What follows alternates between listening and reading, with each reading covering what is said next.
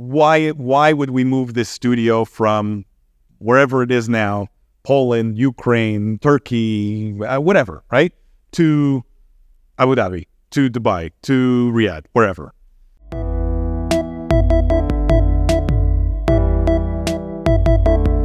Next level.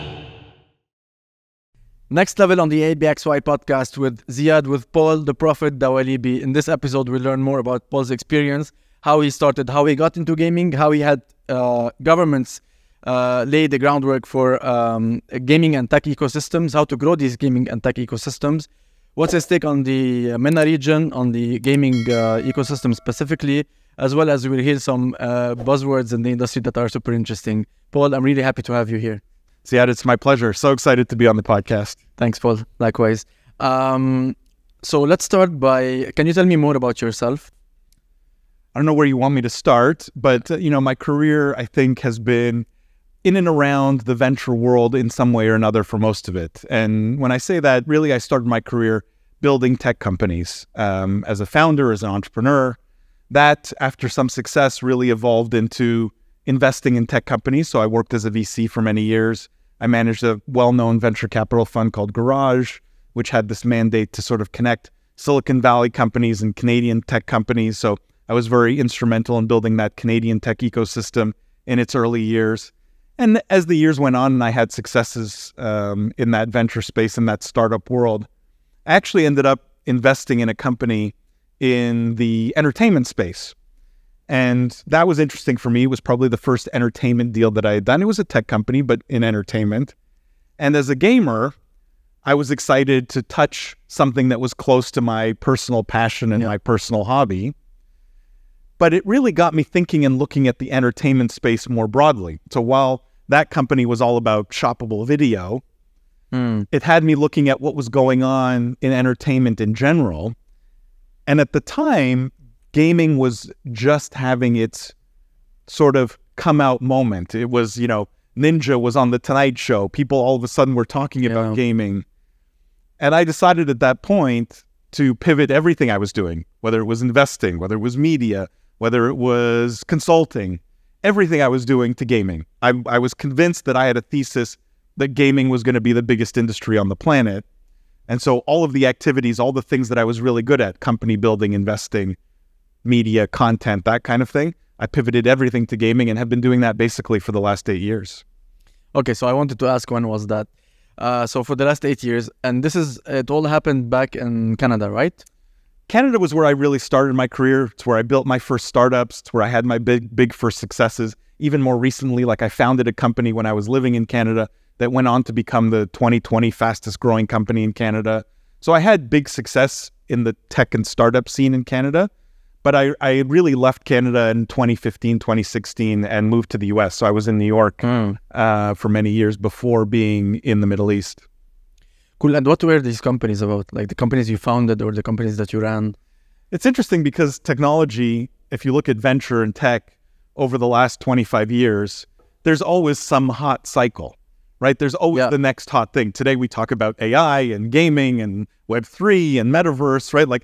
They all come in these cycles, but that's not a new phenomenon.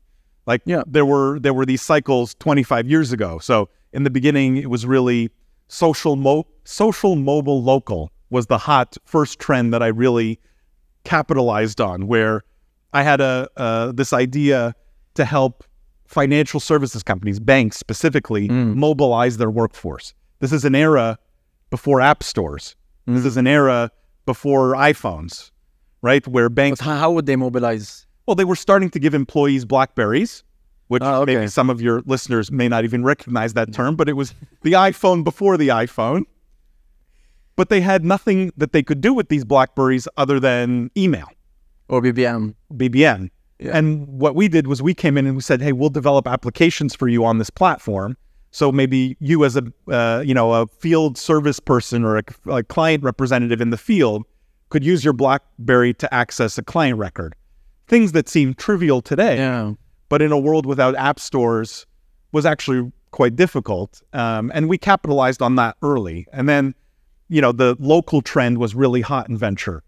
So I ended up taking over a company that I had invested in in the local space. And what we were doing there was we were trying to figure out, for example, if a woman posted on Twitter, "I'm so excited, my boyfriend just proposed." Well, we knew in that moment that woman probably needed a florist, a wedding planner, a limo company. And so we were trying to disrupt the yellow pages. What we were trying to do was go after the yellow pages and connect that woman in her moment of need with the kind of local services that she might buy. You know, I had some success there, despite the fact that even today, Google has not fully disrupted yellow pages. In fact, there's an entire generation that still think yellow pages is relevant. But I think steadily over the decades, my career has been about what is that future trend and how do I capitalize on it? Yeah. Interesting. And then you got into gaming after the investment in the video shopping platform. Yep. What was your first experience in the gaming space, in the business of gaming? Yeah, I think my first experience was actually an interesting one, and it drove a lot of what I focused on in those early days. So first of all, I started from a thesis, which is how I've always done my own investing, how I've managed my own career. I start with a thesis that not only I believe in, but that I think I can convince other people of. And so I had two elements to this thesis around gaming. One was, if you look at humanity over the last 20,000 years, and this is getting awfully cerebral, but if you look at the humanity over the last 20,000 years, the one trend that's consistent, literally the only trend that's consistent, is work is in decline. And what I mean by that is increasingly machines are doing more and more of the work that we as humans used to do for ourselves. And this is machines in all forms. It could be a piece of software, it could be a robot, it could be literally just a machine. But increasingly, machines are doing more of the stuff we used to do for us. And with AI, the hot trend of the day, this is accelerating. And this puzzled me even at the time, even years ago now, because I thought, why are all these people going to conferences? And at the time, the AI people were, the previous term for that were future of work people. Yeah. Right? They were future of work investors, but they were really AI investors. Let's call it that. And at the time I thought, why would you invest in the shrinking piece of the pie? If we believe that AI is going to take over and do all this work for us, yes, it's interesting in the moment. You may make money in the moment, but the long-term growth trend is, what do we replace all that work time with? The growing piece of the pie is leisure. It's fun. It's entertainment. So I built this thesis, which I coined, the future is fun. I literally trademarked this phrase because I believe that's where the future of humanity is going, where fun will drive everything we do with our lives. Because at some point, the machines, the robots, do everything for us. It's the WALL-E future where we're fat and lazy and we're sitting in chairs and we're just consumers of whatever. I believe that's where humanity's going, rightly or wrongly, meaning whether you agree with that moral standpoint, this is where the technology is taking us. So that was the first sort of anchor for the thesis. The second anchor for the thesis was the Star Trek nerd in me. And this is why I called my company Holodeck. I don't know if you know what a holodeck is, right? Yeah, but the listeners don't know that the company is called Holodeck. So Holodeck is the company that you're currently Holodeck is my umbrella business that holds everything I'm doing in gaming. Okay. It's the parent company that everything I do in gaming, whether it's investment, consulting, media, whatever, falls under Holodeck. Okay, cool. Okay? But Holodeck for me had meaning, and it was the second component of my thesis of why I think gaming becomes the biggest industry on the planet. That's the thesis. Gaming will be the biggest industry on the planet, and it won't even be close. We're talking 2 orders of magnitude bigger than the next biggest industry. We're talking about tens of trillions, maybe hundreds of trillions. And it's anchored in that future is fun component. But the second part of it is this idea of holodecks. And a holodeck, for the listeners who are not, or the viewers who are not Star Trek geeks, was a room on a starship, okay? And you could go into this room and you could ask the holodeck for anything you wanted. So you could say, I want to go skiing in the blue genie. Okay. Yeah. And the holodeck would turn into the Alps. In other words, all of a sudden, instead of being an empty room, you've got snow under your feet, it's cold, you have skis on, you're high up, you feel the wind. To your brain, our primitive, primate brain, the holodeck became the Alps. I believe firmly, I'm convinced, that human beings are going to develop holodecks. It's coming faster than people think. Star Trek has maybe the best track record of predicting future technology than any other show ever invented. And we can argue maybe Gene Roddenberry was an alien from the future, the creator of Star Trek, or maybe engineers who grew up watching the show like me just wanted to build what they saw. But holodecks are coming. And if you at least agree with that piece, well, the implications of holodecks are deep, very deep. This disrupts humanity in a way we've never seen before. It's a bigger disruptor than the printing press, the wheel, and the railroad all in one. And I'll tell you why. Because even those things didn't disrupt every industry. Holodecks change everything. And I'm talking about travel. Holodecks completely disrupt the travel industry. Why would I get on a plane and then a stinky bus and then be harassed by a ton of beggars to go stand 200 meters away from the pyramids and take a picture when I can go stand in a holodeck and go climb the pyramids? And to my brain, and this is where I think people get hung up, no, I want the real life experience, I want to touch and feel. I'm telling you, the holodeck will replicate reality in every aspect. Your brain will not know the difference. And so travel gets disrupted. Education, because we learn through play. Retail gets disrupted. All of retail is going towards more experiential, right? Well, the holodeck is that on steroids. But how would this holodeck look like? How would I interact with that? So I think this is where some people get hung up. Because we look at the state of technology today and we say, oh, it's, VR goggles. And I don't want to go around with goggles on my face. Okay, that's the state of the art today. And despite that very crude technology, because I'll argue it's basically just lenses and some, it's a mobile phone and some lenses. Despite that, it's still very good at convincing us that it's real. Yeah. I often use, have you ever done the walk the plank? Yeah. Right? Like where you get in an elevator. Thing that you can do. Yeah. Like your conscious brain knows 2 minutes ago you were standing on solid ground. Yeah, your brain gets tricked. It gets tricked very easily. And if you look at some of the psychologists who have done studies on this, like our brain is very easy to fool. Remarkably easy. So do I think we will end up with goggles 10, 15, 20 years from now? No. Do I have the answer in terms of what the holodeck looks like in implementation? It may be a room like Star Trek with force fields and floors that move in all directions. And already we've seen even Disney announced something called Holo Tiles. They're stealing my holodeck branding. Holo Tiles and all of these technologies are being built. I've seen technologies to mimic scent, mimic taste. But I think the end result is probably something close. If you put a gun to my head and said, what does the implementation of the holodeck look like 20 years from now? I think most likely it's like Neuralink.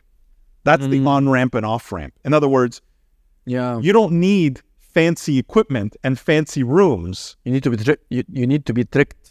That's it. So if I have direct access to the part of your brain processing these things, I don't need to produce a fake scent. I don't need to produce a fake touch.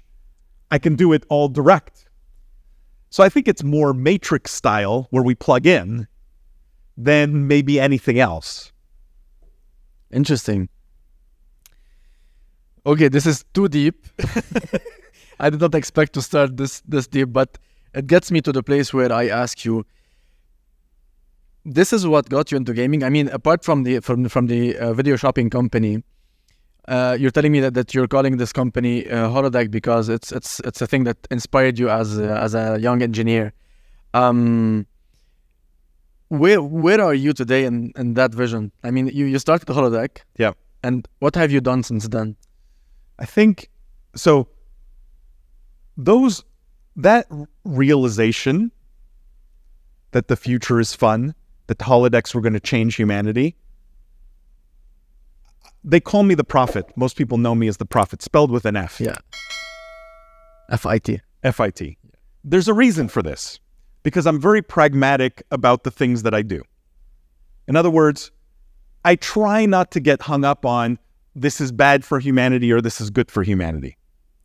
Where I focus is, will this happen, regardless of how Paul Dawalibi feels? And if I think it will, how do I make money from it? And I think gaming, as a consequence of holodecks, as a consequence of fun and leisure being the growing piece of the pie, gaming becomes the biggest industry on the planet and therefore will be the biggest wealth creator on the planet. So while I can talk about, hey, I'm really passionate about gaming and I'm a gamer since I'm 2 years old and, you know, I want to see this industry flourish and I want, like, yeah, those are nice, lofty goals. But at the end of the day, I see an opportunity for wealth creation that has never existed in the history of humanity. And so it's being driven in a large part by, can I profit from this? So what I've done is I'm trying to think about a 20-year plan that works backwards from holodecks. And part of that is, how do I create an ecosystem that will be supportive of this kind of breakthrough? And in my mind, this region, the Middle East, whether it's Dubai or Abu Dhabi or Saudi Arabia or any of the, you know, the states in this region that are bullish on gaming, to me, I found a willing participant to help realize this vision. That's how I saw it, right? Because in the West, when you're dealing with business, you're constrained by what you can do in business. The beauty of operating here is you have governments who have conviction, who have religion about gaming, and are willing to invest, hopefully, in the long-term play. Not the, you know, what is the GDP contribution next year? Well, that's important, but it's, how do we build $1 trillion business in Abu Dhabi, for example, in 10 years? That's the exciting part. So what have I done? I think a large part for me since then was two things. One was evangelism, which I think is important and is not done enough. In other words, how do I tell that story to enough people and get them to see my vision and get them to join my side? Because I can't do this alone. I need 1,000 smart people, 10,000 smart people, 100,000 smart people to realize, oh yeah, this thesis makes sense. I can get on board with that. How can I help build that? How can I contribute? So evangelism was important. And I started this even when I was in the US with a podcast. Okay, cool. How do I start talking about the business side of gaming and getting people excited about it? How do I open people's eyes who maybe they thought gaming was just a thing teenagers did in their basement and get them to start thinking about it, investing in it, talking about it? And so the initial opening that I saw was, no one is talking about the business side of gaming in an insightful way. It was journalists who know nothing about gaming or know nothing about business, one or the other. And so what insight am I getting from that journalist who's going to tell me what this merger between these two studios means for the future of gaming? They can't. So that was the first opening, the first white space I moved into, which was, okay, I can start controlling the narrative a little bit. I can start inspiring people. I can start getting my vision out to the world. And so content and media was that very first play. That is what a lot of what I've done over the last few years, last many years now, was content. Today I host a show on CNBC Arabia. It has a very large audience in this region. I'm very proud of that show. I think it really serves the purpose of winning hearts and minds. Yeah. So that evangelism and that content and that media piece is a big part of what I've done in that time frame. I think the second thing is really working with the major players, whether that's big gaming companies, small gaming companies, governments, to get people on board on a path that leads me to that holodeck future. And that's not always easy, because if you try selling people today on holodecks, you will lose, you will get the visionaries, but you will lose the bureaucrat who's maybe working in government. So you have to go step by step, right? And so step one is, okay, how can we build really smart programs, for example, in governments to support gaming companies and gaming technologies?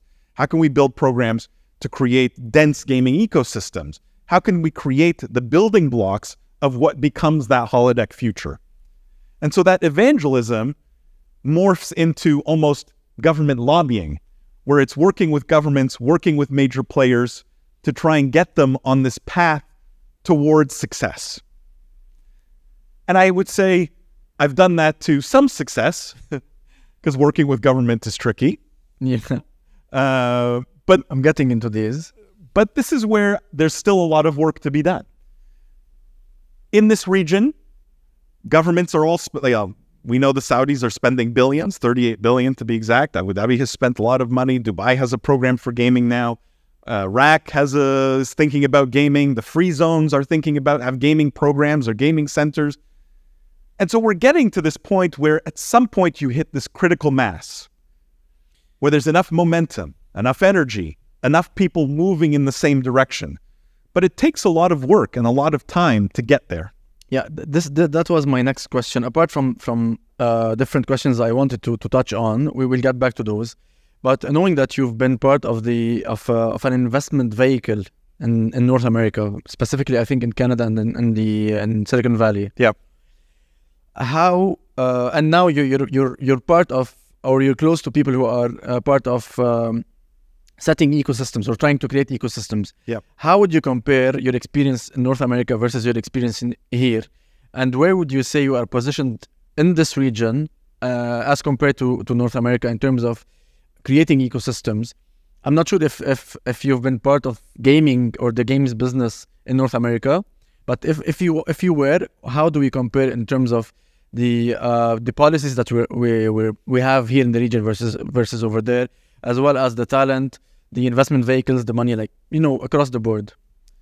Yeah, that's a great question. Some of my earliest experience in Canada was building the tech and startup ecosystem that exists there today. I'm very proud of that a lot of that exists because of the work I did in the early 2000s to build those ecosystems that exist there. That was not trivial. It required government support. It required private sector support. It required a lot of people moving in the same direction. I coined a term at the time that people have adopted called density of intensity, which is what I believe you need to build a successful ecosystem. You need enough intensity all moving in the same direction at sufficient density for good things to happen. And that Canadian experience is what I've leaned on over the years in terms of thinking about other ecosystems, including here. And, the fund I managed in Canada was a product of the realization that the government could not do all of this on their own. They needed to put capital in the hands of the private sector. And part of that was to spur startups to come there. But you have to create an ecosystem for those startups to thrive. It's not enough just to give them money or give them subsidies. By the way, I invented subsidies for startups right, in Canada. The shred credits that still exist to this day, right, 25 years later, was something I created and has been copied by governments and ecosystems all over the world. What is it for those who are watching that don't know? Well, it's a subsidy that said, basically, if you were doing anything you could remotely categorize as R&D, which could have been a developer, which could have been anything that was technology, basically, the government, if you paid that person $100,000 a year, the government would return you $50,000 at the end of the year, essentially as a subsidy, to cover the cost of doing what they felt was important work in Canada. And it was a way of being competitive with the US. So what you had was a lot of US companies even who realized we could put a bunch of developers in Canada, even in the games industry. Why do you think Ubisoft ended up with a huge game studio in Montreal? A lot of it was driven by media credits, shred credits, government support that allowed for much cheaper development with very highly talented people still, and made it very competitive. And so it's not something that happened overnight though, right? Like the startup ecosystem that exists in Silicon Valley took 50 years. to build to what it is today, essentially. The startup ecosystem that exists in Canada, I'll argue 20, 25 years. The challenge is, this part of the world, everyone wants to do it in 3. Yeah, shortcuts. And money solves some of those problems, but not all of those problems. And so you need the patience. You need the conviction over a long period of time. You need the commitment over a long period of time. You need the talent. You need the right programs. You need all of these elements. It's really a holistic view that I think is what fascinates me about ecosystem building. There's not one silver bullet. An investment program doesn't create an ecosystem. An academy for talent doesn't create an ecosystem. A great one successful startup doesn't create an ecosystem. But you start putting all those elements together, and that's what happened in Canada in the early 2000s, right? You had Research in Motion with BlackBerry, was a huge success. All of a sudden puts Canada on the startup map. Governments implement subsidies and tax credits, puts Canada on the map. They start messaging the US, hey, we're open for business, puts Canada on the map. And all of a sudden, talent starts to flow in. Smart people start to flow in. There's an opportunity to make money. There's an opportunity to build interesting things there. And it happens over time. But you can't leave one of those things out. And that's what has to happen here. And I lean on that experience of building that tech ecosystem in Canada. To me, it's no different. Building the gaming ecosystem here, I use the same model I use there. But don't you think it could be, or it was a bit more organic in Canada? In terms of talent flow? No. No. Okay. It was very conscious. Really was. A lot of these were programs I either helped create or was involved in creating. It was very much an active thing. Like, before me, no Canadian VCs blogged. Yeah. I started doing this not because I cared about being famous. I started doing this because I wanted to evangelize to the world that Canada was a great place to build a startup. And these were the reasons why. And so, yes, some of it's organic and you need some luck also, right? Yeah, like, definitely. You get these huge successful startups, not like you can do everything right and still have no successes. I want to touch on that, on luck. Yeah, it's important. Yeah, because we've had not a catalyst, but like a big success in the region. We've had multiple ones, actually, specifically acquisitions. We have the government investing in the ecosystem. We have the right policies, at least on a business level. We have the talent. Yeah. What do you think we still lack as compared to, like, let's say the Canadian experience, at least? Or if any, we do lack any, or is it like only time? I'm not sure. No, there's definitely areas that I think are lacking. And to me, the biggest blind spot today is the evangelism. It's the winning of hearts and minds. Because when you're sitting in Dubai or you're sitting in Abu Dhabi, you really, you're in an echo chamber. Yeah. Right? Everything's hyped here. Everything's exciting here. Everyone's trying to do something really cool. Like, the energy level's high, and that's great, right? But if you go to LA and you ask, or Poland, let's pick something even more remote, right? Like, and you ask the developer there, sitting there, game developer or a developer in general, right? Would you move to Abu Dhabi? I mean, it's maybe the first time they've ever even considered this. Yeah. It's not something they even think about. It's not even on their radar. And to me, that's the biggest blind spot so far, which is Saudi Arabia can spend all the billions of dollars that they want, can buy all the companies they want. If they're not winning the hearts and minds of everyone globally, if they don't have enough global charisma to get people to go, I should move to Riyadh. You won't win on the scale they want to win at. There's an exercise of winning hearts and minds that's a marketing exercise, first and foremost, that I think is not being done nearly to the level it needs to be. I wanted to ask you if you think what's being done today is on the right track, because I think there have been some interesting initiatives marketing-wise, like today the region is hosting more than one F1 Grand Prix. It's hosting some of the biggest tech events in the world. It's attracting talent, and it's also subsidizing talent. to get talent from abroad. I mean, there are systems in place that are happening today in order to reach that level. But why do you think? You just told me that you think it's we're not even close to the potential. Yeah. Why is that? It's a combination of things. You need the right message and you need the right messenger.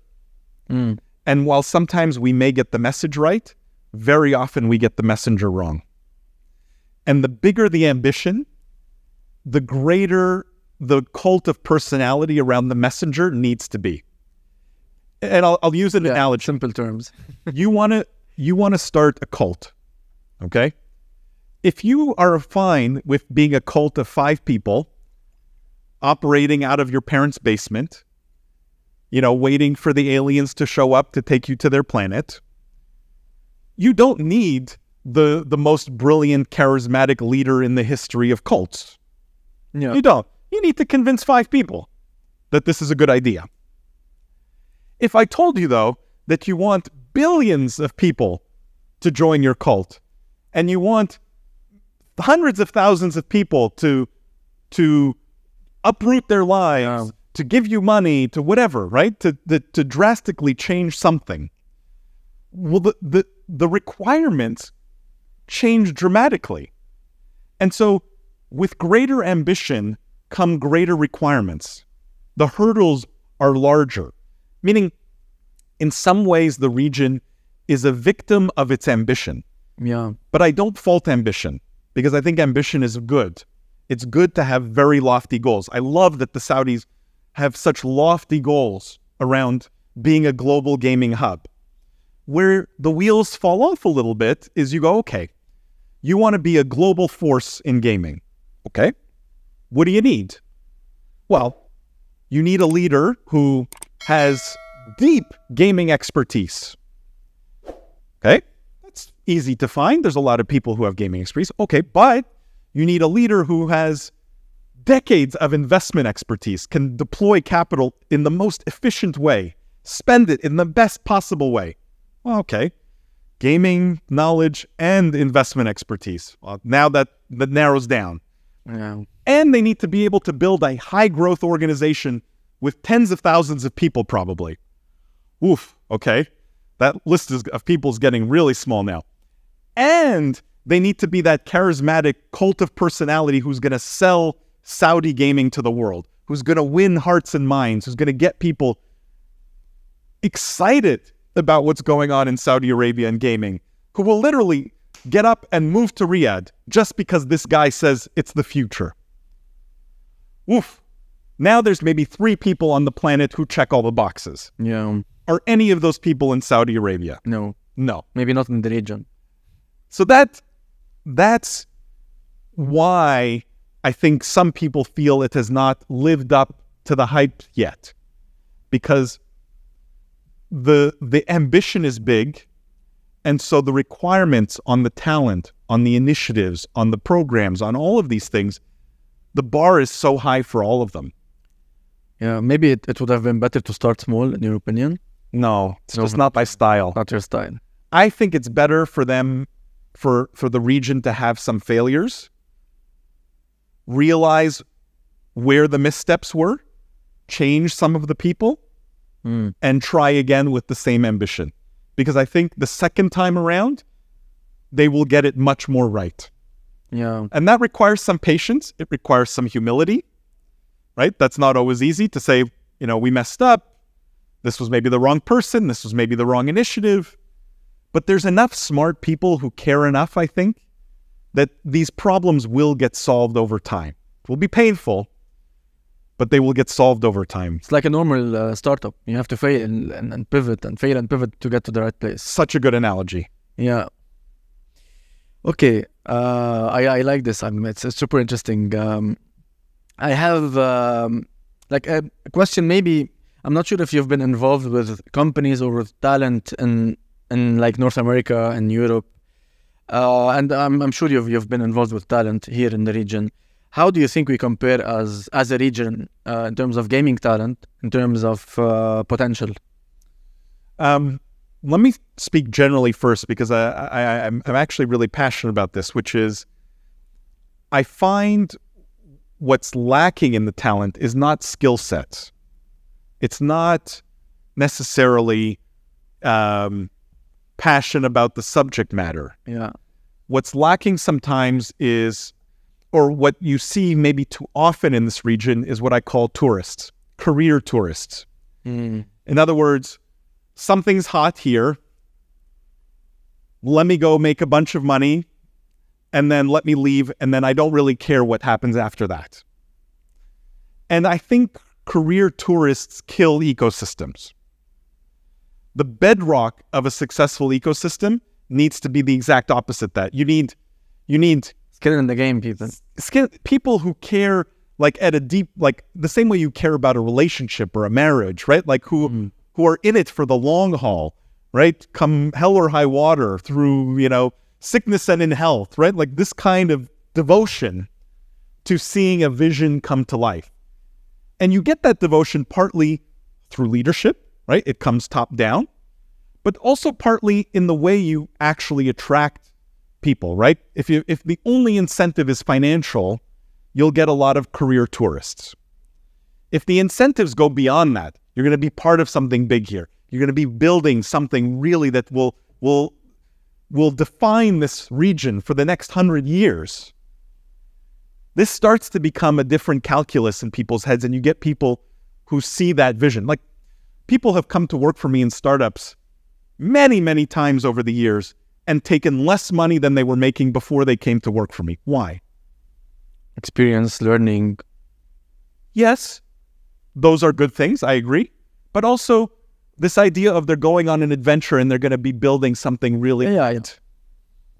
Definitely. That is a feeling that is not instilled often enough here. Too much is driven by come here, get rich. Not come here, build something lasting. And so part of it is, how do you get rid, or at least not get rid, but differentiate between the career tourists and what value they add, because they do add value, right? I don't want to discount that entire group. They are important in some ways. But then what is the bedrock? What is the foundation? Who are the people who are there because they care? And that I call commitment, and continuity. I talk about commitment and continuity all the time. In other words, you need people who are committed to the cause and are willing to see it through, that continuity. I'm not a gaming guy today and tomorrow I'm an AI guy, right? You see a lot of that. Yeah. And then the next day I'm a crypto guy, and whatever I think I can make a buck on. Yeah. You need to inspire people. Absolutely. Yeah. Okay, interesting. And I had just a question that came to my mind. Since you're on the VC side, and since you've worked outside of the region, what advice would you give a studio that is looking to come to the region, since they're hearing like lots of interesting news about the region? How would you approach settling into the region in order to maybe like being part of this? How would you position yourself? How would you approach this? Yeah, I think you always, when you're making a business decision like that, it has to be driven by a business decision. In other words, why would we move this studio from wherever it is now, Poland, Ukraine, Turkey, whatever, right, to Abu Dhabi, to Dubai, to Riyadh, wherever? And I think today, a lot of that is driven by financial incentives, right? No question, because there's so much investment coming out of, for example, Saudi Arabia. A lot of that decision is, okay, if I move to my studio to Riyadh, someone's going to give me a check for millions of dollars. And I don't think that's a bad thing at all. Now, do I think that's the case for everyone? It's not that simple, right? Like, there's not just bags of money waiting for game studios at the airport. Yeah. But I do think the opportunity is there. And being in the middle of a wave is usually a good place for a startup, meaning you're better off being in a place that's hot if you want to have success than a place that's dead. Yeah. So there's no question opportunities to raise capital that maybe don't exist in other places. Now, the West has a more fleshed out VC ecosystem, no question. There's more VCs that invest in gaming. There's more VCs that have knowledge about gaming investment, right? You find more deep expertise. But I think there's much less money flowing overall. Yeah, but I liked something that you mentioned in the beginning, that the government in Canada actually collaborated with the private sector in order to create an ecosystem. I feel that money in the region here is mostly driven by the public sector.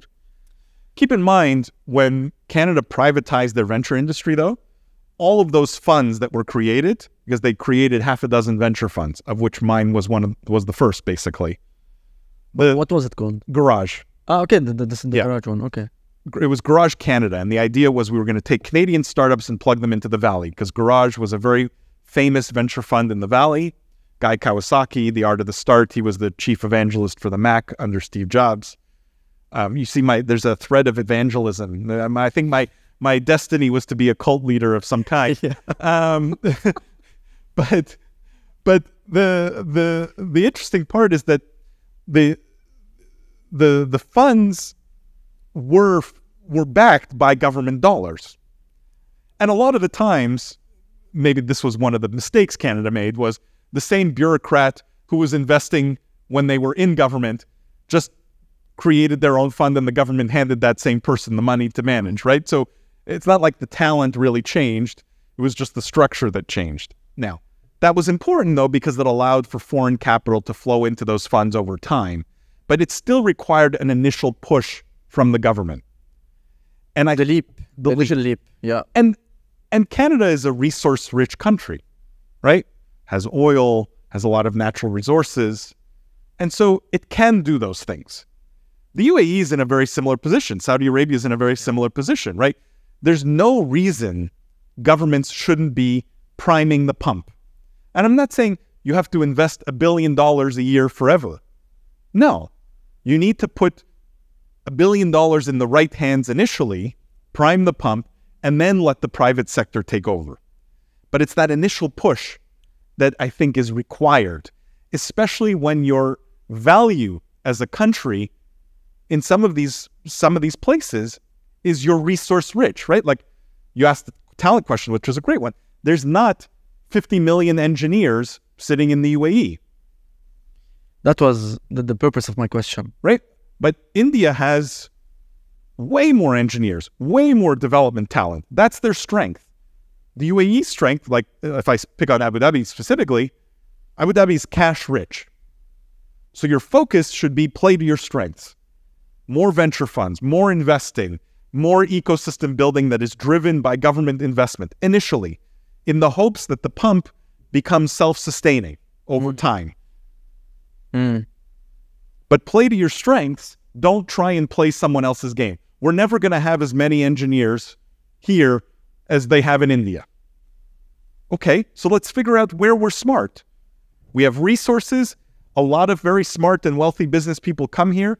Let's put management here. Let's put marketing here. Let's put publishing here. And let's use government resources, government dollars to prime those pumps. Yep. Dubai is a great hub for events.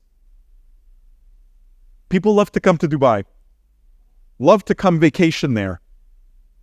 There should be the Olympics of gaming events, right? We should have PAX, TwitchCon, like every major DreamHack. We should have every major gaming event happen over a 10-week period in Dubai, and it should just be the Olympics of gaming events. Play to your strengths. Dubai is not cash rich. It's not. Yeah. So investment maybe doesn't make sense. But subsidizing events, attracting event and hospitality infrastructure is there. The infrastructure is there. And so everyone has a part to play. Not everyone is going to have all the pieces, but collectively you end up with a regional ecosystem that I think is very compelling. Yeah. You're talking about places that are an hour away from each other. You're an hour flight from Dubai to Riyadh. You're an hour drive from Dubai to Abu Dhabi. Like this is not a big place. Even there's a big pool of talent like 2 hours away from here. Where? I mean, in the region. For sure. You have Lebanon has great talent. You have Armenia that has great talent. Jordan, Egypt, you're Pakistan, right. India. Absolutely. These countries, they provide great talent. It's like 2 hours away from here. You can have your business hub here and then hire people from around you. But you want the irony is this region has already done this very successfully in other industries. Exactly. Look at construction. Look at hospitality. Look at all these other industries, retail, that have leveraged the great talent in the region that are 2 hours away, like you said, but still built industry here. Yeah, exactly. I'm interested to know why you came to the region. I mean, you've been telling me like you ran stuff with the government in Canada. Yeah. You ran one of the most famous accelerator programs. You've been in the Valley. You've been in New York. Why you consider the region in the first place? So I used to host a podcast called The Business of Esports. That was the first podcast that I launched before I had my show on CNBC. Oh, this is my next question. Yeah. Get into it. And I often would talk about where, in fact, this is where the Prophet nickname came from. So I would talk about the future a lot, where the future of gaming was going, where the future of tech was going. And it turned into almost like a segment on the show, Paul's Prophecies. Like and these things would come true, which was cool because, you know. Star Trek fan at the end of the day. That's it, right? Like I as the cult leader, you start to drink even your own Kool-Aid. You go, well, maybe I am a prophet. Maybe I do see the future, right?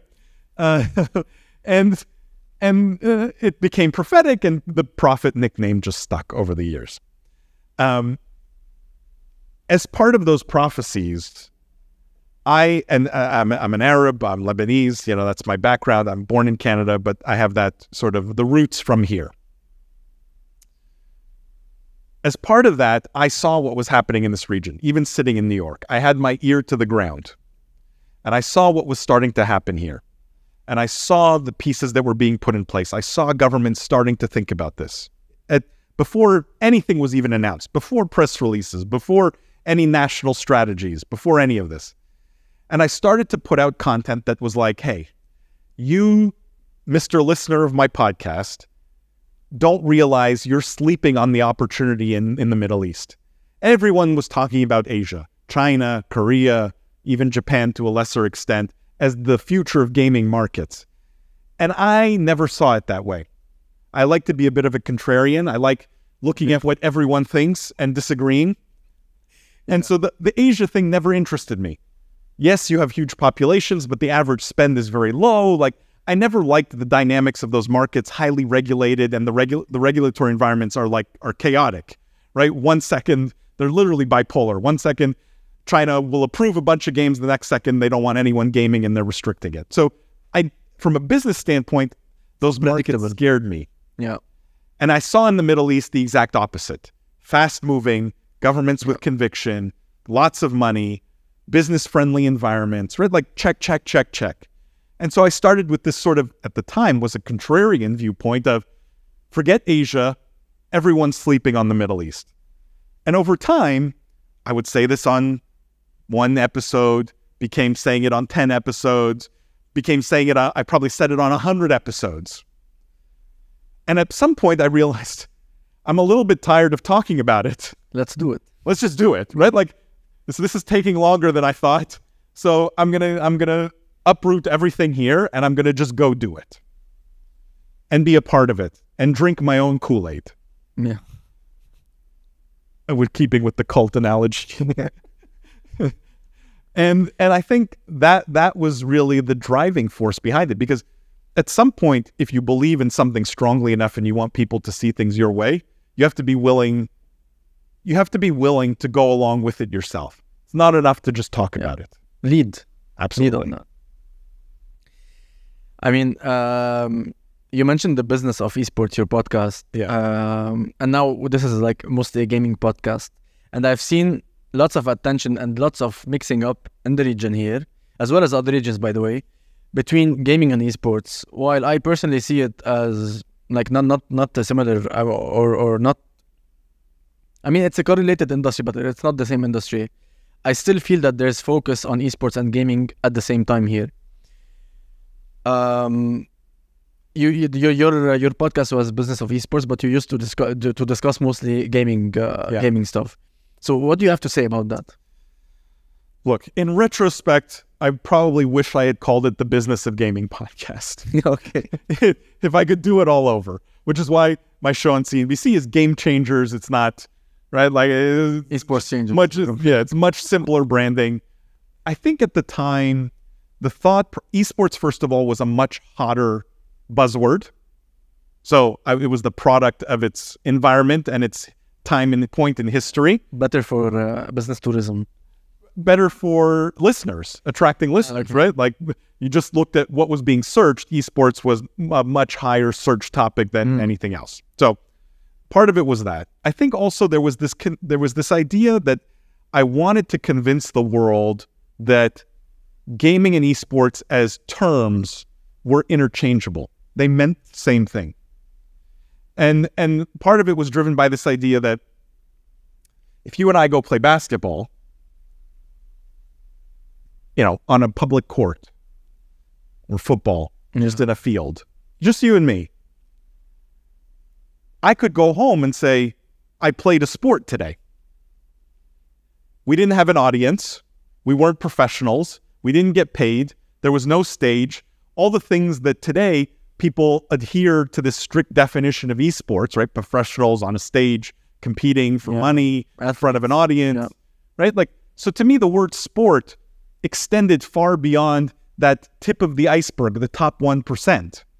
And so I figured, okay, if sports can do that, esports should have the same latitude, should have that same flexibility from a terminology standpoint. It should encompass everyone who plays.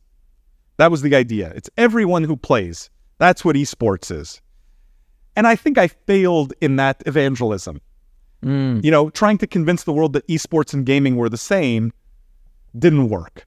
And today, esports is still the tip of the iceberg that people talk about in terms of competitive gaming, and gaming is broadly the industry of everything else, right? Yeah. Or at least esports is a subset of gaming. It's a small professional subset of gaming. And I think in some ways that's unfortunate. I'll tell you why. Because I think to get the masses interested in the business of gaming, the word sport feels more approachable for most people who aren't maybe hardcore gamers themselves. The same way metaverse as a word made gaming feel comfortable for investors. Because gaming feels, it's 12-year-olds in their basement. Yeah. I don't invest in 12-year-olds in their basement. But metaverse, well, that sounds professional. That sounds like the future, right? Yeah. I can get behind that. When in reality, metaverse and gaming, esports, it's all the same thing. And so I thought of it as a word that could make this more accessible to the masses because it played on something people already knew and understood. And I think I failed there because esports today has a very, very strict definition. It's a very, very minute, minuscule part of the gaming industry as a whole. It's really not even, it has no importance. Yeah, really. This is my question. Why is there that much interest in esports in the first place? It's misplaced understanding of where the value in the gaming market is. Okay. It's too many consultants who this is what they see or hear about, so this is what they report back as being important. It's if you let someone from McKinsey decide what is important, and that person has never played a game in their life, right? It's the result of that. The reality is esports has always been, since its inception, both financially unsustainable. Exactly. Then I've read news about this. It's like I haven't seen anyone. I mean, I've seen some athletes actually making money and some teams making money, but usually sponsors and they don't make money from this. I mean, and this is a very deep topic. Yeah. Why? And the big answer is media rights don't exist in esports, A, and B, the games are still owned by the developers, right? Like no one owns football. Yeah. But someone owns Counter-Strike. Yeah. And can decide what you can and can't do with Counter-Strike. And so there's structural issues that I think prevent esports from being financially sustainable. The second piece that's problematic is it's still a highly niche product that is mostly used as a marketing exercise by the developers. In other words, I put on a big esports event not because I hope that esports event makes money. I'm happy if that breaks even. But what I want is people to buy the latest DLC for my game, or buy the battle pass that's attached to this esports event, or the compendium in the case of Dota, or whatever it is, right? Like, there's a lot of ways of using esports as a marketing tool, in which case it's an expense. Yeah. It's an expense line, not a revenue line. And then you can justify it. It's no different than buying Google Ads. Yeah, right? So what I love about esports is great marketing tool, has worked quite well. You know, you look at League of Legends, Riot has done an incredible job of using esports as a way to increase the audience of players of League. Yep. But as an endeavor, as a standalone endeavor, I think it's always been a mistake to pursue. Now, the asterisk there is, if you have unlimited funds and you don't know what to do with it, put on the biggest esports events you want, right? Like, at that point, the business playbook gets thrown out the window, and you go, yeah, if money is no object, great. I think it's cool. And this is sort of where Saudi Arabia is. Yeah, I think the people of Saudi Arabia think having the Esports World Cup there is something to be proud of, and it doesn't matter what it costs, and it doesn't matter how much money it loses. And that's fine. I applaud that, as long as we're all honest about it, and we're not pretending like this is going to lead to some $1 trillion esports industry that is financially sustainable. No. Saudi Arabia will need to continue to write hundreds of millions of dollars of checks every year to keep that Saudi esports ecosystem afloat. Now that you've been talking about this, I think this is my opinion. There are two sides why the governments here, or I mean the region in general, is interested in esports. One is because it's one of the we consume games the most. I mean, the average revenue per user is the highest here in the region. Yeah, that's a big one. Yeah, so we're consumers of games. That's why esports might make sense. So yep. our youth might become athletes at some point. The other one is, I think, because the region missed on the traditional sports. True. So maybe esports would one day become something interesting. Like that one day would become an industry where we could have the Real Madrid, the Barcelona, the Manchester United here in the region, but for the esports, you know? It's again, because of the structural differences, I'm not convinced. Yeah, definitely. Right? You could get maybe pretty close to break even, but this is not going to be a major GDP contributor. And the reality is, like, esports are fundamentally a digital product. So even the tourism argument is not that strong. Yes, you may end up with an event eventually that's as big as, you know, League of Legends World Championships, and you may get 100,000 people that show up and fill a stadium to watch an event for 4 days. But beyond that, the majority of the viewers are going to be online, right? That's always the case with esports. There's always more people watching online than in the stadium. So the tourism argument is maybe weaker even with esports than it is with traditional sports. Weaker even than like, you're better off investing in Taylor Swift concerts if you want to drive tourism. Yes. But what I like about esports is it's still the tip of the iceberg. It's the visible, sexy part that people see. So from a marketing standpoint, from a selling the vision standpoint, from a inspiring the people around standpoint, it's a good opportunity. Like, I don't poo-poo it completely. It's a good opportunity. It's the aspirational kind of it's the 911, right? It's the Porsche 911. Yeah. You sell a few Porsche 911s, you make no money on 911s, but because you sell the Porsche 911, a bunch of people buy Cayennes. Yeah. Where you make a lot more money.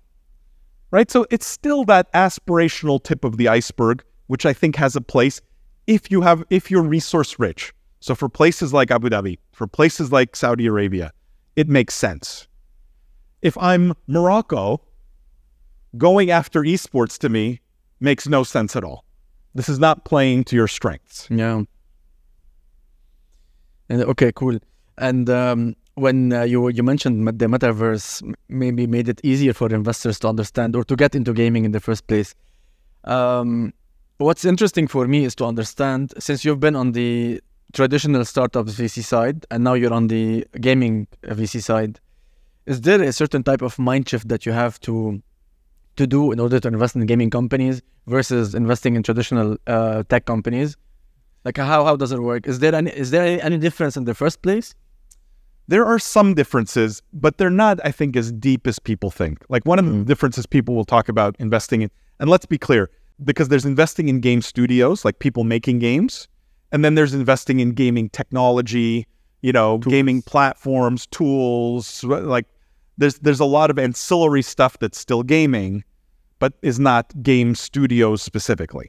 So if we're specific about game studios, investing in game development, right? This is still very binary usually in its outcome. It's still a very hit-driven business, closer probably to investing in movies or theater shows than it is investing in more traditional tech. Because if I invest in a more traditional tech startup, right, even if the product doesn't sell, whatever was built, there's a good chance that the IP that was developed, the technology, the software, whatever, the hardware, whatever that what was built, there's some value potentially there to someone. There's a good chance my investment won't go to zero. I may just break even. I may be able to sell this to a bigger player, for the value of the technology. But the reality is there's some inherent value there. With a game, if a game doesn't sell, if no one plays the game, the value is basically zero. It truly is quite binary. And so it's a small difference, and I don't put too much emphasis on it because I actually don't think the difference is that significant.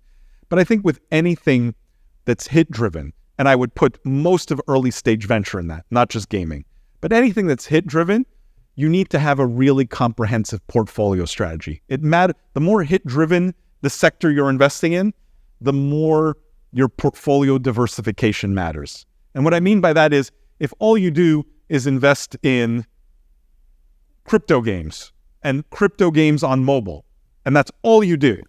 It's the most dynamic environment you can invest in. But and hey, I'm picking on Animoca here, but if that's all you do, and you're wrong about crypto games ever being a thing and crypto games on mobile being a thing, you're going to be wrong in a spectacular way. Versus an investor where I think is smarter to say, okay, let me put some bets in mobile. Let me put some bets in PC.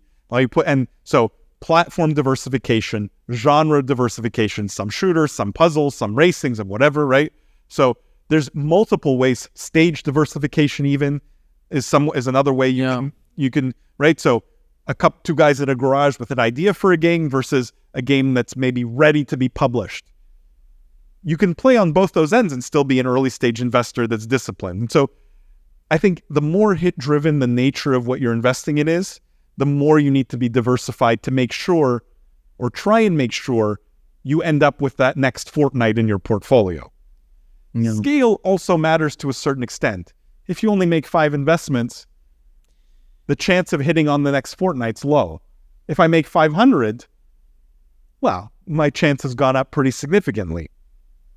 Exactly. We've seen some reluctance from VCs in the region when it comes to investing in gaming businesses. What do you have to say to these VCs if they are watching us about the gaming business, and how do you compare this to your previous experience in Canada when VC started investing? Yeah, I think you can't leave it. You can't be at the mercy of a VC who's maybe based in LA or in Miami or in London, right, to decide that they should come invest in a gaming startup in Abu Dhabi. Like I said, you need to prime the pump.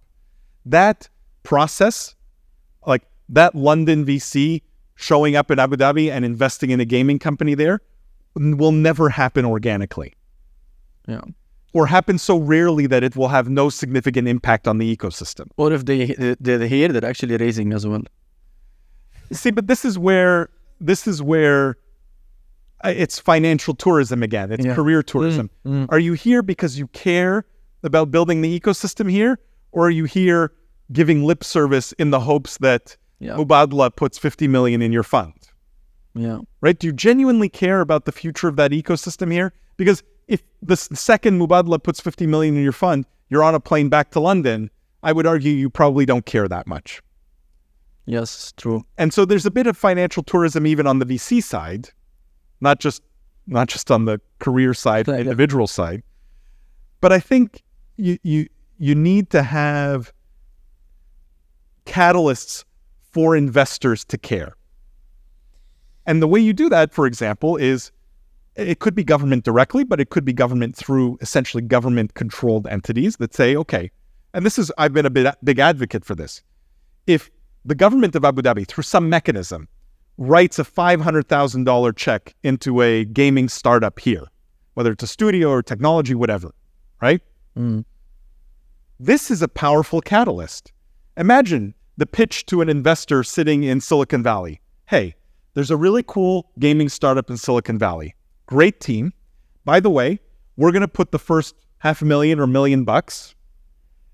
Our money is maybe less dilutive. It comes with some subsidies. It comes with some ecosystem benefits.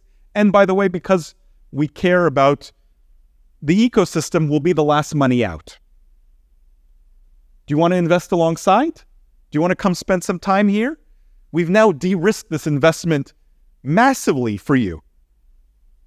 Well, now this is interesting because for that guy sitting in Silicon Valley, this is an opportunity to juice his returns. He looks good in front of his investors, and he doesn't have to care anymore. The caring becomes less of a requirement because we've done that for him. Yeah. We're worrying about the caring part. We're worrying about the commitment part. We're managing the marriage, right? Yeah. But that becomes a powerful catalyst for foreign direct investment, which is what you need to put an ecosystem on the map. And Canada, again, great analogy. If Canada had only had Canadian funds investing in Canadian companies. Yeah, I was surprised when you told me you had foreign investment coming to Canada. Because a lot of it was, hey, I'm sitting in Canada. I'll put the first check. I'll be the last money out. The company here is getting 50% of their operational costs covered through these credits and these subsidies. You, Mr. Investor sitting in Silicon Valley, this is a great opportunity for you. Your investment is massively de-risked. The risk calculation changes dramatically. And VCs are not stupid. They're conscious of that. Yeah. They look at both sides, the return side and the risk side. And so where government has to play is, I always think about how are you a catalyst and what are you a catalyst for? For example, no one's doing this. Actually, maybe I shouldn't even say on this podcast, but there's a way that governments could be subsidizing gaming companies that almost no one globally is doing. There's maybe one place in the world that's doing this well. That's not OPEX or CAPEX. That would drive direct GDP growth, attract more foreign direct investment. UA money, user acquisition money, media money. Yep. This is an interesting one, yeah. Definitely. Yep. This is one of those things that, and it's again, this is where my evangelism I think is important, is these are ideas that have to happen for the region to be successful long term. We have to be thinking a bit differently. We have to be creative about the solutions we bring to market. We have to apply those resources efficiently. And that's the challenge, right? Getting the players aligned with that vision. Yeah, this is from the policymaker's perspective. If we're talking to the VC person that is now like watching and then they stumble upon this episode, what would you tell them as a VC person about like investing in gaming in the region? My advice would be, don't be financial tourists, right? If you're gonna spend any time here, have a real reason why. There are existing VCs. Oh, I mean, if you're talking about the ones that are here, yeah, already, exactly. There are, but they're relatively few and they're relatively small, right? You get like this barbell effect here. You have a few that are very small that aren't really, that are we call subscale, right? They're not as big as the VCs in the West. And so they have their own challenges. And then you have the opposite end, like the Mubadalas of the world, where the smallest check they want to write is 50 million. Yeah. And so like there's a big gap in between that still needs to be filled. Now, my advice for that section that would invest here, is based here, has boots on the ground here, is you still can't go it alone. Like if you don't have deep gaming expertise in-house, it doesn't matter what, like, you can't go and expect to make money investing in gaming if you don't have deep expertise. And I mean deep expertise with global networks where you can bring value immediately, right? Like the day that VC writes a check, he can make 2 phone calls, or she can make 2 phone calls, and I've grown the value of that portfolio company. That's still lacking here somewhat. There's not a lot of that yet. And that exists much more. It's much more prevalent in Europe, in the West, in North America, where the VCs have deeper networks, have longer time doing this, have more experience doing this, and can bring more value to those portfolio companies. So I think it's focus on where you can add value, but also figure out why you're investing in gaming and why you want to play in that space here. Have a thesis behind it. I think not enough do it with a deep thesis in mind beyond gaming's cool, gaming's hyped, we should play there. That's interesting, but I always think you have to work backwards from something. You have to have an end goal that you're convinced of. My holodeck thesis, I think that end goal is inevitable. There's nothing, an asteroid could hit the planet. I still think we will end up at holodecks. Yeah. Cool. I expect like people from abroad, mostly publishers, game developers, even VCs, would watch this episode. What would you, where would you position us as a region? Because they are interested. They are seeing news around the region. Where would you say we are in the, if we set the goal as becoming a gaming hub? Yep. And we reverse back. Where do you think we are today? Where would you position us? And how long do we still need to become a gaming hub for these guys to understand when and where to intervene? I mean, it's a great question. Timelines are always tough to predict, even for the prophet, in the sense that we can control a lot of factors, but because you can't control everything, timelines often rely on some amount of luck, some amount of, the right person in the right place at the right time, making the right decision to drive things forward, right? And so while I'm convinced of that end goal, there will be a global gaming hub here, the timeline, I could probably argue for 5 years, and I could argue for 20 years, and I could argue for probably every timeline in between. Like there's factors outside of all of our control that will determine how fast we get there. Yep. I think for people on the outside, you have to spend time here, right? Like you have to embed yourself here, or at least have a person embedded in the ecosystem here to understand the nuance both of doing business here, the nuance of what it is to build a gaming company here, the nuance of all the players and government and private sector here. Like it's not the kind of thing you show up for a day or two, learn and have mastered and go back and figure out how to invest here intelligently. So you need boots on the ground. You need a permanent presence. Otherwise, you're just a tourist again. I think what I would, the way I would inspire those people, though, is you have all the elements here of major success. You have a geographic location that is perfectly between East and West.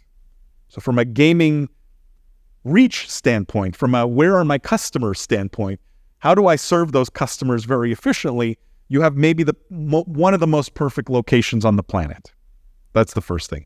You have young populations, both in the Middle East and in Africa, which is a market that is accessible from here. You have governments, whether they do it perfectly or not, and we've spent a lot of time on that still have way more conviction and more skin in the game than governments in the West. Definitely. You have opportunity that, there's no dominant AAA studios that have come out of here yet. There's no huge publishers that gatekeep every game that comes out of here, right? Like there's still white space. There's no dominant content platform. There's no, right? Like there's nothing that has been won yet. So from a where are we on the hockey stick, we're still, I think, very early. And to me, as if I'm trying to evangelize this to outsiders, that's exciting. Why would you go to a place where you're already 3/4 of the way up the hockey stick if you can come to a place where you haven't even hit that inflection point yet? I love this. Cool.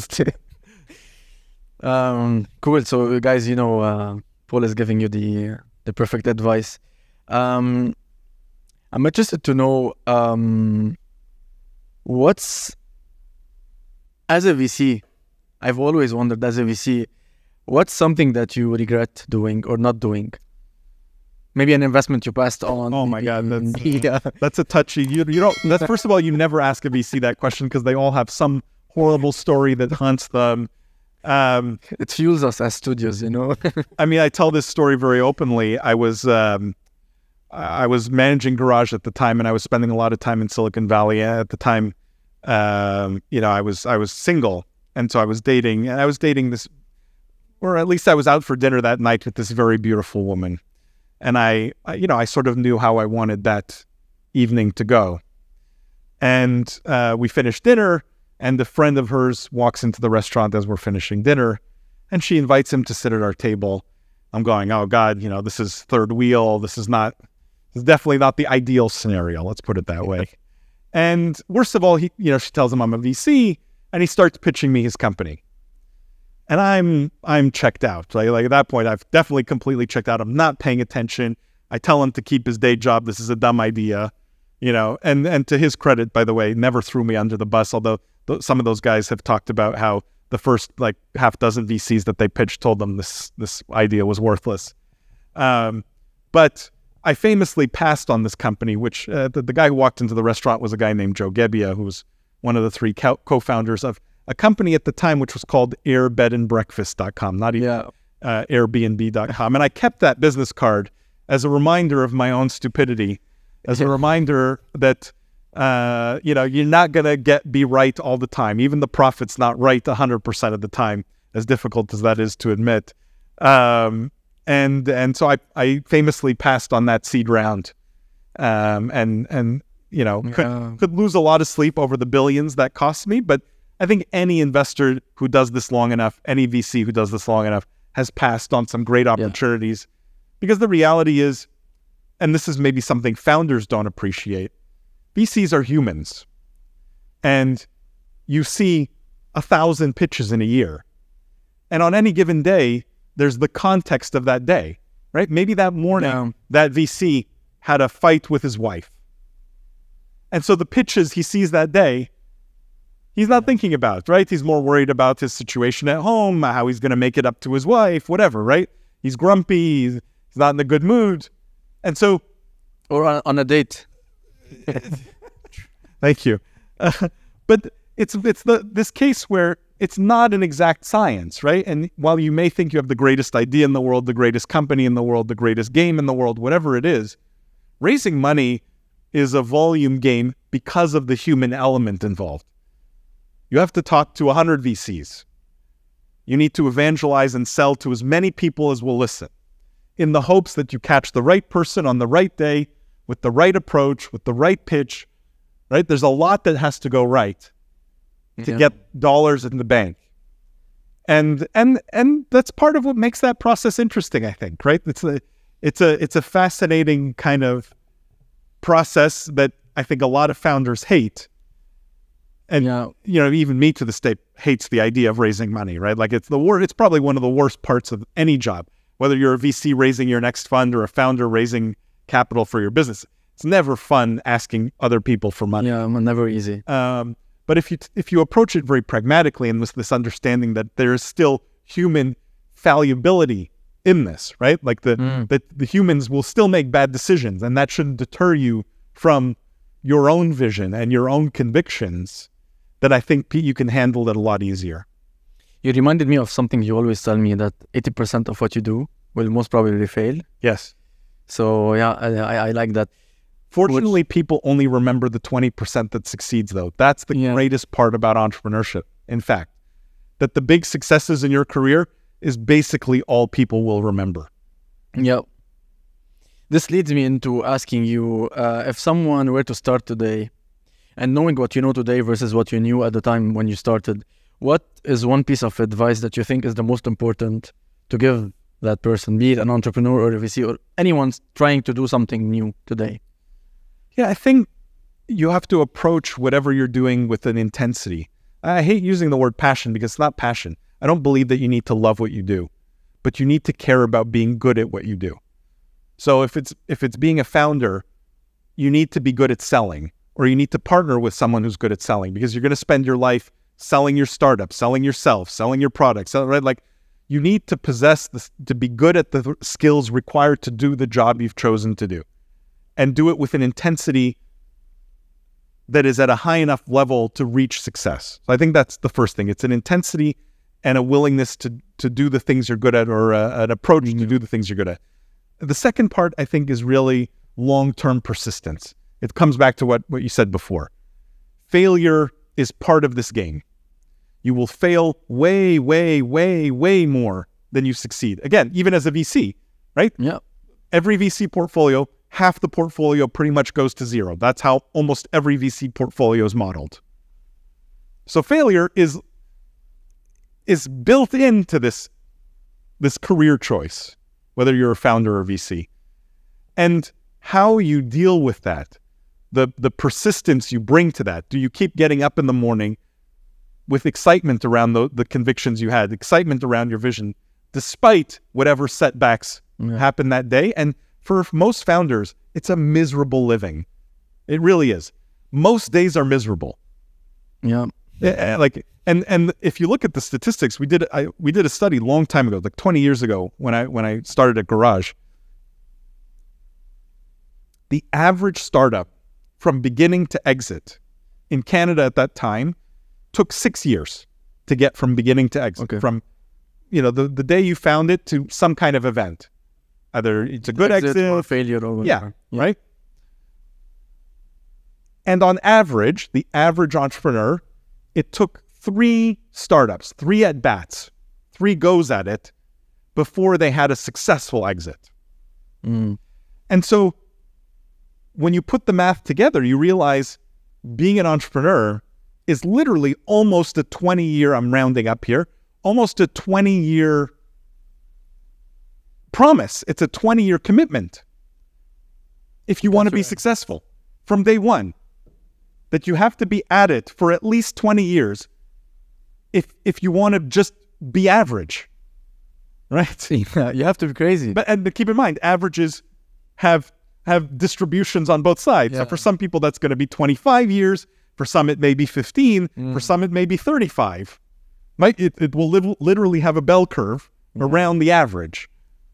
It's a normal distribution. And so, like, I'm sure you're discouraging many people now. But that's good. I hope I do. Grounding them. No, I hope I discourage 99 out of 100 from ever doing it.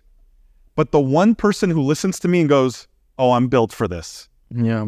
That person, come talk to me. That's the person I want to back. Yeah. Right? That's the person who I know will be successful. I'd rather root out the ones who, again, we come back to this tourism thing, is entrepreneurial tourism. Yeah. We're coining a lot of terms here. Yeah, I like that. Right? It's entrepreneurship tourism. It's like, it's sexy. I watched a Gary V video. Like, this is cool. I can do it. Yeah. Right? Yeah. That was a direct shot at Gary, by the way. Like, making entrepreneurship cool was probably the biggest mistake we've made as an industry in the last 25 years. Mm-hmm. It should never have been cool. It's hard. It's exceptionally hard. Definitely. And it's not just gaming. It's every kind of entrepreneurship. You mentioned that you the 1% come to me. What are you working on today? Like, what's your focus as Paul? Still the media and evangelism, no question. That's still a big part of what I care about and where I spend a lot of my time. Making sure the right ideas are in the right hands of the right people, and that I'm the cult leader that can rally everyone around a vision. That's short-term goal. That's where my head is at. Can I get everyone to see my view of the world and get on board with it and want to join that fight? That's the thing I'm most passionate about today, the thing I spend maybe a lot of my energy on. Where I spend some of the day-to-day work is still mandates with governments, free zones, ministries, who are all trying to navigate their own way through the gaming landscape and figure out what they should be doing. Should we be investing? Should we be doing events? Should we be doing esports? Should we, right? Like, where should we allocate the capital? How do we attract companies? How do we create jobs? How do we create GDP growth? Right? So thinking through all of those things, whether it's in Saudi or Dubai or Abu Dhabi or in Ras Al Khaimah or in Bahrain or you name it, right? I've touched in every single one of these places and continue to spend time in all of these places with governments and ministries and free zones in all of these places. So that's day-to-day takes a lot of my time. I think where for me, there's always been this investment component that I've never shied away from, which is, when I see interesting opportunities that I get excited about, no question, I want to be a part of that in some way. Sometimes that's as an investor, sometimes that's as an advisor, sometimes it's, helping in just making introductions. Like for me, staying close to that startup ecosystem in one way or another will always be important to me, will always be part of my day-to-day. So are you actively investing these days? Yeah, selectively, right? Like my bar is high, very high. Like I won't touch anything today that's Web3 gaming, that's crypto gaming. Not because I think it has no chance of success, I just think no one has really figured it out yet. It hasn't figured out its reason to exist yet. And when I see that, and I hope people take that as constructive criticism, right? That it's a challenge to figure it out. That I have optimism, but as an investor, I'm not going to put capital in something that I think hasn't been figured out yet. Game development is still tricky in this region, right? It's still underfunded. So as an individual investor, you don't want to be the only money backing something if you don't know where the next check's going to come from. So there's trickiness there. Gaming technology, infrastructure, the picks and shovels, that stuff is a little bit easier. It's easier to fund. It's easier to see sort of an endpoint. The buyers are usually easier to find. The value is usually easier to get your head around. That's where probably I've spent more time and more effort these days. But look, I'm very bullish on usually places where no one's looking. And ironically today, very few people are looking at traditional game development. Right? The Web3 game development gets all the hype, is getting all the dollars. The picks and shovels, the tools, there's plenty of people looking at that. The lost middle child today is real, like very traditional. We're making a game, whether it's a console game or mobile game or PC game, right? And we're just going to make a normal game that people will pay for and have fun playing. It sounds crazy, but I actually think there's a huge opportunity that very few people are chasing right now. Yeah, but I think people are now focusing more on tools and these things. It's easier to because of traditional gaming, because it's underfunded. True. People escaped the traditional gaming. Now it became interesting again for someone like you.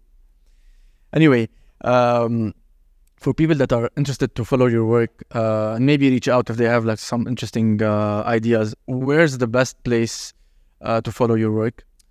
I would love for people to watch Game Changers on CNBC Arabia. I think that's a fantastic show which gives you insight into the gaming industry on a weekly basis. So we're covering news. You've been a guest on my show. We bring great people on the show, C-suite, people who have deep insight on the industry, especially in the region. It's very focused on the region. So if you're looking for that entry point, where do I get high-level information in maybe 15 or 20 minutes every week? It gives me a window into the region. I think Game Changers is probably the best to do that today. If people want to follow me personally on LinkedIn, I'm easy to find. I'm Paul the Prophet. Dawalibi, it's easy. You just put in Paul the Prophet. I'm the only one. I have a relatively large following on places like Instagram and X and things like that. So it's almost always Paul_the Prophet if people want to follow me there. Cool. Paul, it was really nice having you. I really enjoyed the conversation, and Yeah, thanks for being here. Thank you for having me. And I just want to say, I think the industry needs more of podcasts like this, needs more of content like this, people like you asking great questions like this. And I just wish you continued success with it. Thanks a lot. Cheers. Thank you.